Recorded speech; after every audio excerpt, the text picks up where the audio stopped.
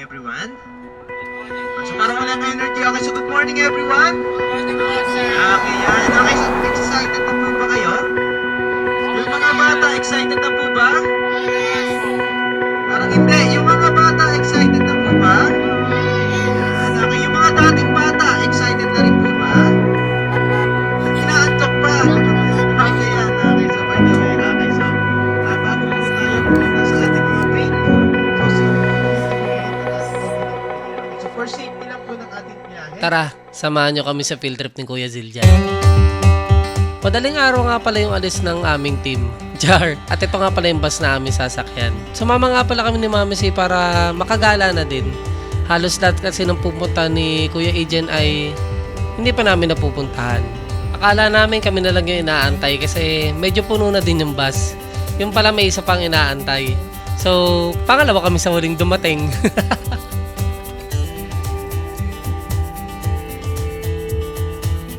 At dito nagro-roll call na nga si teacher. Mukhang aalis na kami. Napakalamig nga pala dito sa bus. At medyo nakakaantok din. Buti na lang may mga patribe yung konduktor. Kaya medyo naaalaw din yung mga bata. Teka, andito na pala kami sa aming unang destinasyon.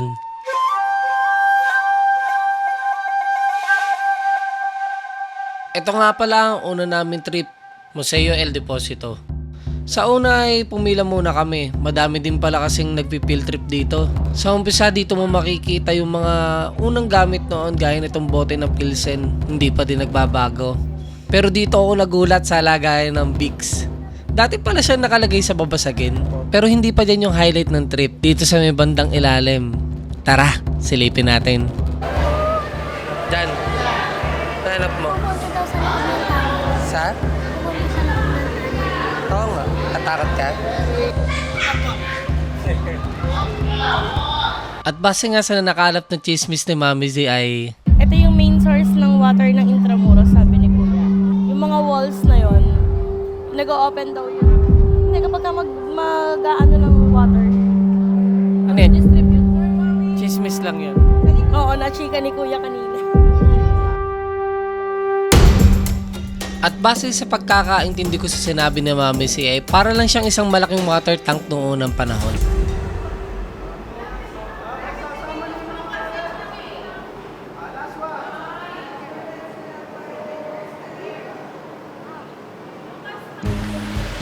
Wait mo kami! Tijan, wait mo kami! Flash. Tijan, wait mo kami! Tijan! Next stop, this way to Museo ng Katipunan. Wow, 150 Bonifacio.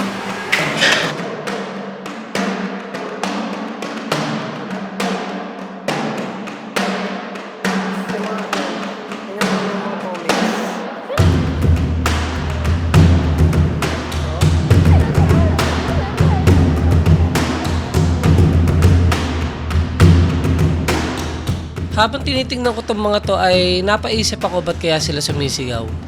Kaya pala, ito pala yung unang sigaw. Patuy! Patuy!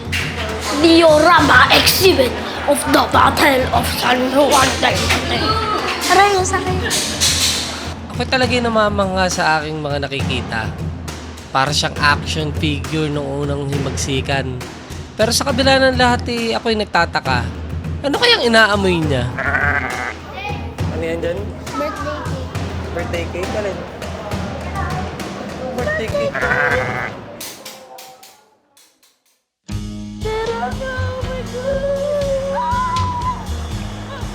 Mami, saan po next?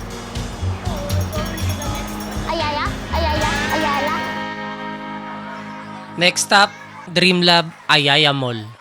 As usual, pila na naman. Kaya para di mainip, naglaro-laro muna yung mga bata.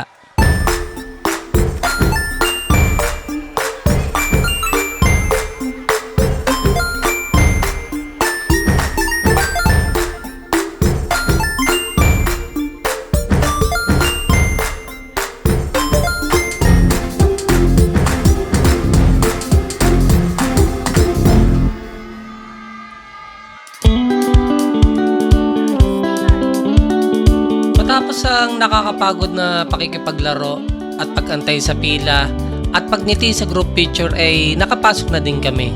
Dito binigyan sila ng kokolor nila. Per station nga pala ang kanilang style dito. At para hindi mainip ang mga bata nag-artwork muna sila.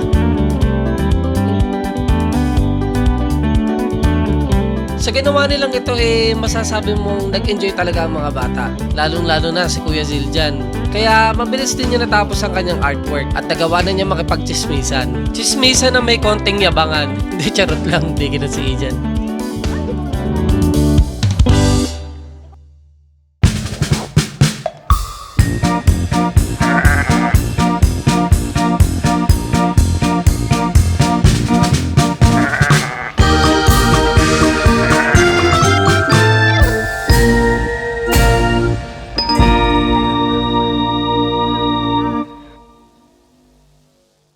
We need to get all the permits here at the City Hall. Sa susunod na station ay makikita mo ang yung naalimutan ko kung ano tawag dito.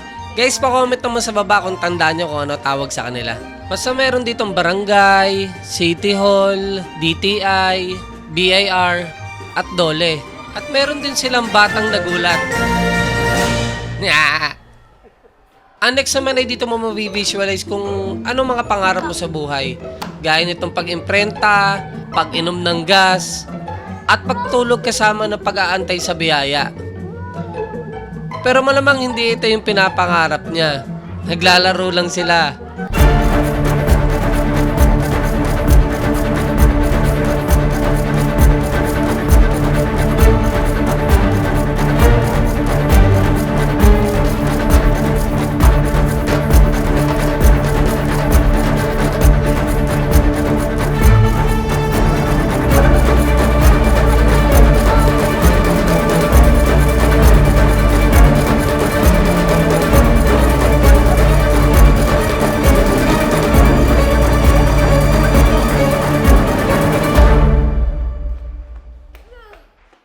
Pag tumingin ka, akin ka. Hey, baka mamiz yan. Ang next natin ay isa sa pinaka-favorite ko sa trip namin. Pero dahil may nauna pa maglalaro muna ulit sila.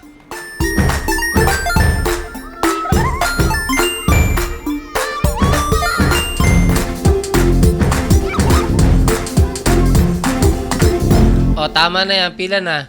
Gaya nga na nabanggit ko kanina, isa ito sa paborito ko, ang soap making. Gagawa kami ng soap para makagawa kami ng soap opera. Hindi, gagawa talaga kami ng sopas. Joke lang, sabon. Ang unang first step natin ay bibili ka ng sabon, tapos hihiwain mo ng square, tapos tutunawin mo. At hahaluin hanggang sa matunaw. Tapos lalagyan mo ng food color para magka-color. Ganun lang kasimple.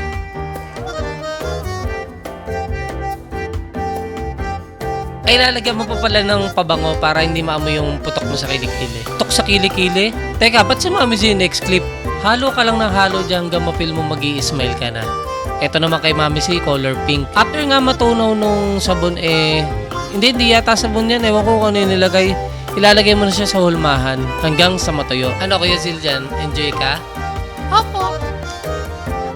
Dito itapos na yung kay Ijan at yung kay Mami, ewan ko.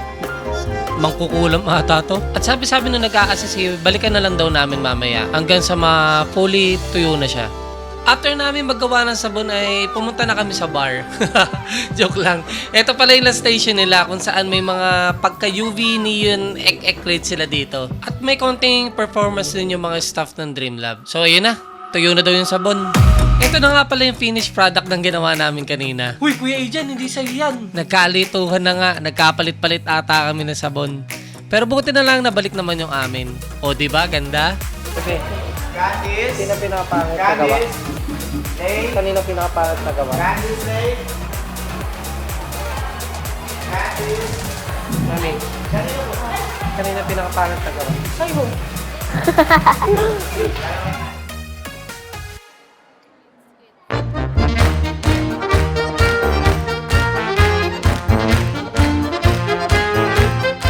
Andito na tayo sa last destination ng aming trip, sa Food Wanderer. Dito mo matatagpuan ng iba't ibang uri ng pagkain at inumin. At meron din medyo kakaiba ang datingan. Sino kaya iinom nitong mga to?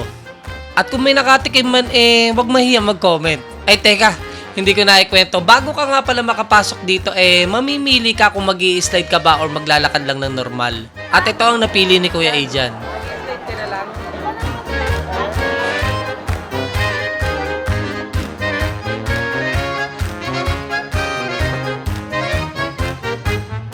Pagpasok mo nga dito sa loob meron silang pag-games at pa-trivia. Kami naman ni Mami si ay bumili na ng chicha. Inaalok ko si Kuya Adrian kasi mukhang nag-e-enjoy siya at busy siya sa pakikinig. Pero after ng pag-games dali-dali na kaagad siyang pumunta sa amin at nakikain. Masarap ba Kuya Adrian? Nom nom nom nom nom. Parang di ka naman nasarapan Patingin nga. Ewan ko ba kay Adrian? Grabe, dito ko lang nakita yung pinakamalaking adobo. Okay lang sana kung ganyan kalaki yung karne. Pero isipin mo kung ganong kalaki yung manok sa laki ng itlog na yan. Sa kakaisip ko dito ko lang din pala mahahanap yung sagot. Yung itlog na yung pala ay itlog ni Kuya. Kaya pala malaki. Payakap nga sa itlog mo, Kuya. Ang laki. At dito ko rin pala makikita ang pinakamabilis sa pagkain. Ang quick-quick. Favorite ni Mami yan.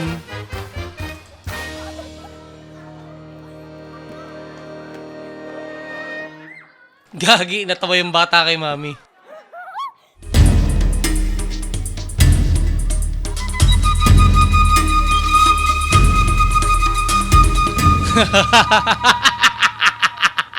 Abnormal ka, Mami. At kung may mga malalaking pagkain meron din naman maliliit. Nakakatakot ang hawakan dahil minimum 5K daw pag nasira. Biglang may napasigaw ng 5K nung nabagsak ko yung taho.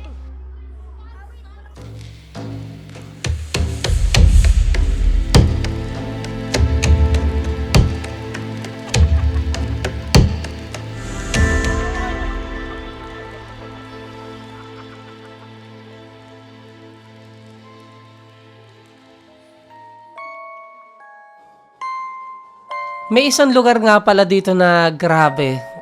Sobrang magical. Ganito pala pakiramdam pag ang itlog ay umiilaw.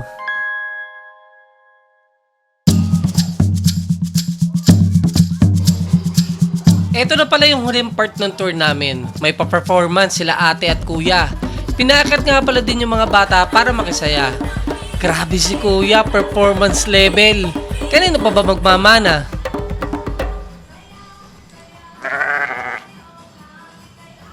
So paano? Hanggang dito na lang yung kwento namin. Maraming salamat sa pagsama. Huwag kalimutan mag-like at share. Bye-bye, Zipam!